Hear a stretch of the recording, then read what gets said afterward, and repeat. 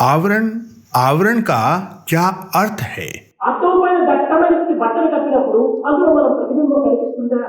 जब तुम दर्पण को एक मोटे कपड़े से ढक देते हो, क्या तुम दर्पण में अपना प्रतिबिंब देख सकते हो?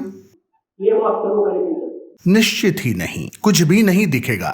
కనుకనే మనం చేత మన యొక్క సస్వరూపాన్ని మాలిన్యంగా చూస్తున్నాం. दर्पण पर धूल होने से हम अपना प्रतिबिंब भी धूल से भरा हुआ देखते हैं।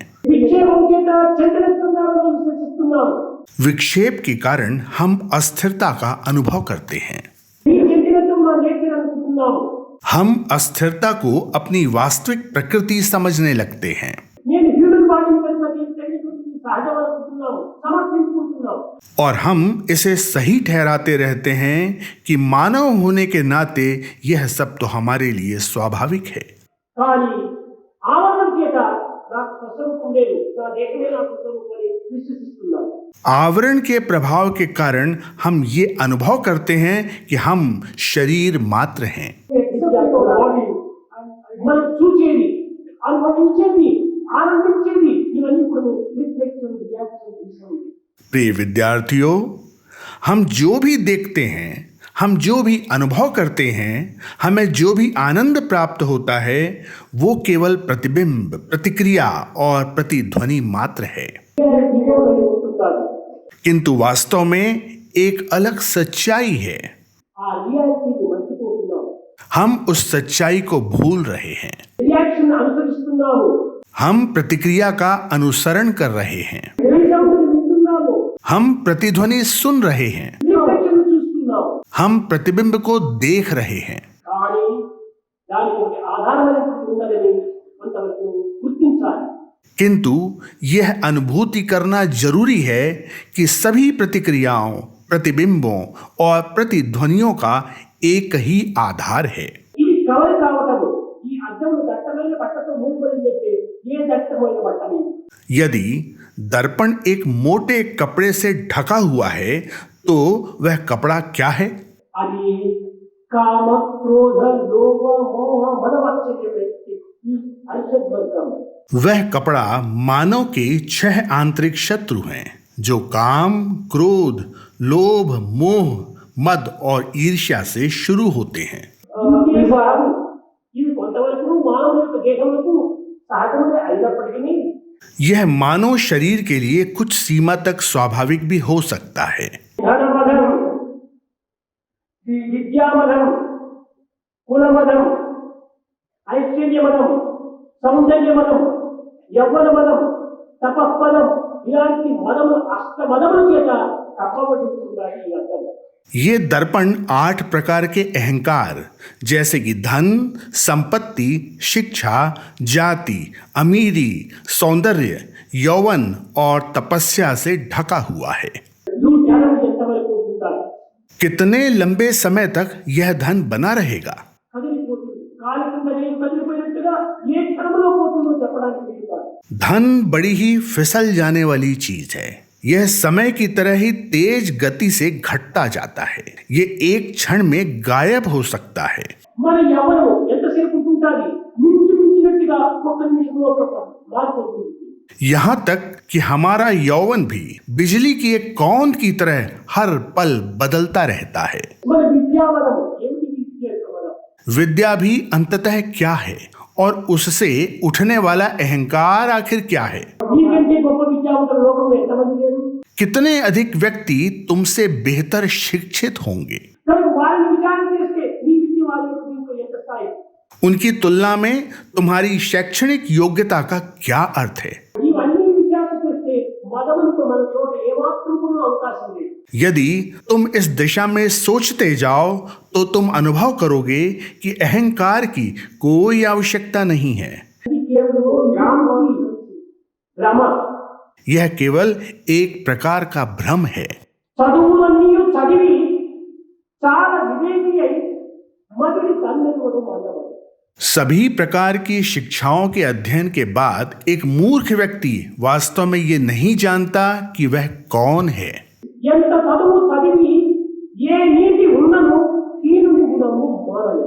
किसी ने चाहे कितनी शिक्षा क्यों ना प्राप्त कर ली हो, लेकिन एक तुच्छ मानसिकता का व्यक्ति अपने दुर्गुणों को नहीं त्याग सकता। తనకి చదువ తగ్గవాదమే కానీ పూర్ణ జ్ఞానం ఎప్పుడు పొందలేదు. यदि तुम विचार करो तो पाओगे कि शिक्षा केवल तर्क की ओर ले जाती है, ज्ञान की पूर्णता की ओर नहीं। చదివి చావనేటికి చావు లేని చదువు లేదు. ऐसी शिक्षा का क्या उपयोग? तुम्हें वो शिक्षा लेनी चाहिए जो मुक्ति प्रदान करती हो। వివరేషణలు చదువును నేర్చుకున్నందుకు గర్వం వహించదురా. इस पर गर्व मत करो कि तुम शिक्षित हो। నీకున్న చదివి రేట్ ఏ బాటిది. जो शिक्षा तुमने प्राप्त की है वो वास्तव में किस प्रकार की है? విద్యకు వినయమే తత్వరూపం. आज्ञाकारिता और विनम्रता ही शिक्षा के सच्चे संस्कार हैं। ఆ వినయం రావాలని విద్యార్థులు और विद्यार्थियों को ये विनम्रता स्वयं में अवश्य विकसित करनी चाहिए। ఆ వినయ విధేయతను లేకపోవడం చేతనే మనము తలకెక్కుతుంటారు. आज्ञाकारिता और विनम्रता के न होने पर विद्यार्थियों में अहंकार प्रवेश कर जाता है। ఈ ధనబలము విద్యాబలము యవ్వనబలము ఈ యొక్క బలముల చేత మానవత్వం కేవలం మర్చిపోతున్నారు. आज धन के अहंकार, शिक्षा के अहंकार, यौवन के अहंकार के कारण मानव अपनी सच्ची मानवीय प्रवृत्ति को भूल रहा है। ఇది వ్యవస్థమైన మానవత్వాన్ని మరుగుపరిచేటువంటి యొక్క దుష్టగుణములే తప్ప ఇది మానవత్వాన్ని వికసింపజేసేటువంటి పవిత్ర గుణములు కావు. ये सभी बुरी प्रवृत्तियां हैं जो मानव को अपनी वास्तविक प्रकृति को भूलने को विवश कर देती हैं। ये सब अच्छे चारित्रिक लक्षण नहीं हैं, क्योंकि ये मानव की सच्ची प्रकृति की उन्नति नहीं करते। ధనమెచ్చిన మదమెచ్చును మదమెచ్చిన దుర్గుణము మానవమెచ్చును ధనముడిగిన మదముడుగును మదముడిగిన దుర్గుణము మానుమయ. ఆ దుర్గుణం పోవాలంటే మదం పోవాలి. धन में वृद्धि होने पर अहंकार में भी वृद्धि हो जाती है और बहुत से दुर्गुण आ जाते हैं। धन में कमी आने पर दुर्गुणों और अहंकार में भी कमी आ जाती है। ఈ యోగమైనటువంటి మదములే మన మనస్సు అనేటువంటి అర్థము కప్పిపుచ్చి इस प्रकार का अहंकार और ऐसे मिथ्या विचार ही हमारे मन को मोटे कपड़े से ढक देते हैं। కనుక ఈ దట్టమైనటువంటి యొక్క బట్టలు మనం తీసివేయాలంటే ప్రేమను పెంచుకోవాలి. इस मोटे कपड़े यानी अहंकार को हटाने के लिए प्रेम का विकास करो। ఈ ప్రేమనే ప్రధానమైనటువంటిది. यह प्रेम बहुत महत्वपूर्ण है। అది ఏ ప్రత్యక్ష పరమాత్మ. यह ईश्वर का वास्तविक स्वरूप है। మనము ఈ పవిత్రమైనటువంటి ప్రేమ చేతనే సర్వమును మనము ఒక్క రీతిగా మనం కట్టుకోవచ్చు. प्रेम ईश्वर है, प्रेम में जीवन बिताओ। पवित्र प्रेम के द्वारा कोई भी सभी के साथ एक समान व्यवहार करने में समर्थ हो जाता है। ఒక్క ప్రేమ పాశము చేత తప్ప అందరినీ ఐకమత్యంగా అభివృద్ధి పరచడానికి ఇంక మరొక మార్గం ఏమాత్రం కూడా లేదు. प्रेम के अलावा लोगों के बीच सहयोग और सामंजस्य लाने का अन्य कोई मार्ग नहीं है। దీనికి ఒక చిన్న ఉదాహరణ. एक छोटा सा उदाहरण है। నీవు అనేకత్వంగా భావిస్తున్నావు. तुम सोचते हो कि दुनिया में अनेकता है। ఒక కింద ఒక క్యాండిల్ ల్యాంప్ పెట్టేసేసావు. मान लो कि एक मोमबत्ती रखी हुई है। దానిపైన అనేక రంధ్రములంతా కొట్టి దాని ఒక పాత్రను మూసినావు. हमने इस मोमबत्ती को कई छिद्रों वाले बर्तन से ढक दिया है। అందువల్ల ఉన్నది ఒకే లైట్ అయినప్పటికీ ఆ రంధ్రం ద్వారా బయట అనేక లైట్లు కనిపిస్తున్నాయి. बर्तन के अंदर केवल एक मोमबत्ती का प्रकाश है, किंतु विभिन्न छिद्रों से जब वो प्रकाश बाहर आता है तो ऐसा लगता है कि प्रकाश एक नहीं बल्कि अनेक हैं। దానిపైన దట్టమైనటువంటి ఒక వస్త్రము కప్పినావు. अब मान लो कि तुम बर्तन को एक मोटे कपड़े से ढक देते हो, కనుకనే అందులో నుంచి ఏ మాత్రములు మనకు లైట్ కనిపించడం లేదు. तब तुम प्रकाश को देख पाने में समर्थ नहीं हो पाते हो। కనుక మొట్టమొదటి ఈ దట్టమైనటువంటి యొక్క సర్కిట్ అవర్ తీసి పక్కన పెట్టుకుంటే अब तुम इस मोटी टॉवल को हटा दो, यानी अहंकार रूपी परत को हटा दो। అప్పుడు అనేక జ్యోతులుగా కనిపిస్తుంది. तब तुम अनेक संख्या में प्रकाश को देख सकोगे। అనేకంగా కనిపించేటువంటి ఆ పాత్రను మనం పగలగొట్టిందంటే ఒక్క జ్యోతిగానే మనం కనిపిస్తుంది. अब बर्तन को तोड़ दो, तब तुम केवल एक ही प्रकाश को पाओगे. అది ఏక జ్యోతి, అది ఆత్మజ్యోతి ఉన్నది ఒక్కటే. దానిపైన నవరత్నములతో కూడినటువంటి యొక్క ఈ దేహం అనే పాత్రను కట్టినాము కనుక ఇవి అనేక విధంగా కనిపిస్తున్నాయి. ఒక్కొక్క రంధ్రం నుంచి ఒక్కొక్క రేఖ ఉండినట్టుగా కనిపిస్తున్నాయి. इस प्रकार प्रकाश केवल एक ही है, आत्मा का प्रकाश. यह देह के द्वारा ढका हुआ है, जिसमें 9 छिद्र हैं. प्रत्येक छिद्र से प्रकाश भिन्न भिन्न प्रकार का दिखता है. ఇది అనేక జ్యోతులు లేవు అక్కడ. वास्तव में कोई भिन्न भिन्न प्रकार का प्रकाश है ही नहीं. డిఫరెంట్ లైట్స్ అక్కడ ఒక్క జ్యోతి.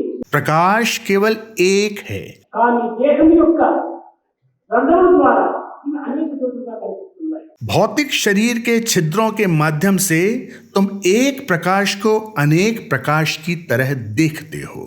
దీనిపైన మమత్వము అనేటువంటి దట్టమైన వస్త్రాన్ని కట్టుకుంటారు. इस विशिष्ट पात्र को तुमने मेरे और तुम्हारे की भावना रूपी मोटे कपड़े से ढक रखा है. నాది అనే మమత్వము, నేను అనే అహంకారము, ఈ రెండు లేచినటువంటి వస్తువులు. ये 2 कपड़े हैं, मैं का अहंकार और मेरे स्वामित्व की भावना यानी ममत्व.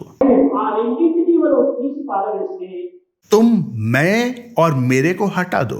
తద్వారా దేహం యొక్క భ్రాంతిని మనం క్రమక్రమేణా అదుపులో పెట్టుకుంటే और यदि हम स्वयं को देह मानने के भाव पर धीरे धीरे नियंत्रण कर लें, तब हम उस एक प्रकाश को देख सकेंगे जो कई प्रकाशों के रूप में दिखाई देता है. అది ఐడెంటిఫికేషన్ ఏకత్వమే అనేకత్వంగా ఉంటుంది. एको हम बहुश्यामी, वह जो एक से अनेक बनकर प्रकट होता है. समस्त लोक